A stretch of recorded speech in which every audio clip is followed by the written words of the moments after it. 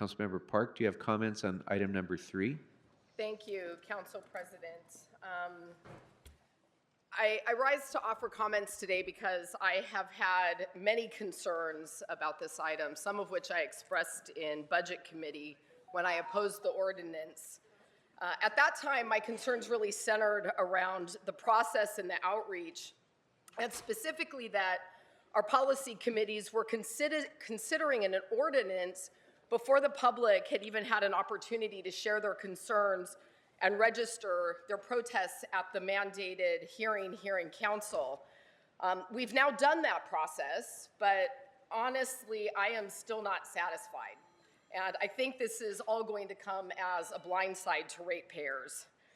I know that however many times we send an email or a notice, that message isn't always received. I put information about this out in my newsletter on several occasions. I talked about it in my weekly update. I posted about it on social media, and I'm sure others of you did too. But I still don't think that a majority of Angelenos know or understand what's in store on their bill next month. I also worry about this being yet another hit on working families who are already struggling to make ends meet. I worry about the impact on our small housing providers and what that does to affordable units on top of all the pandemic-related burdens we put on them. I'm also worried about the impact on so many small businesses, which are the backbone of our local economy. And on the other hand, as a steward of our coastline and our waterways, I personally see the catastrophic consequences of our failing infrastructure. Sewer discharges, closing our beaches, sick and dying animals, piles of garbage up and down our coastline. It's disgusting, really, and shameful that we ever let it get this bad.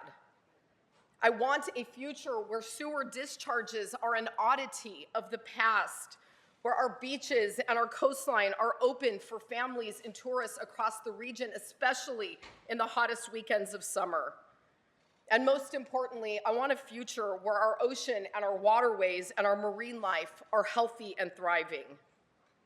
I know you all want that, and I know our constituents do too, which is why if we proceed with this increase, that is the future we have to deliver. My expectation is that LA San is going to demonstrate the quality infrastructure that we are getting in exchange for this increase. I want our residents to see with their own eyes what they're paying for. So LA San, as you break ground on some of these shovel-ready projects, please let us know about it so that we can communicate that out to our constituents. And finally, I want to reiterate my expectation to LA San and the CAO that no stone is to be left unturned in the search for grant opportunities to help mitigate the impact that these fees will have on our small mom and pop landlords and small businesses, and that's above and beyond the low income subsidy that's already built into the framework. Thank you so much. Thank you very much, Councilmember Park. Well said.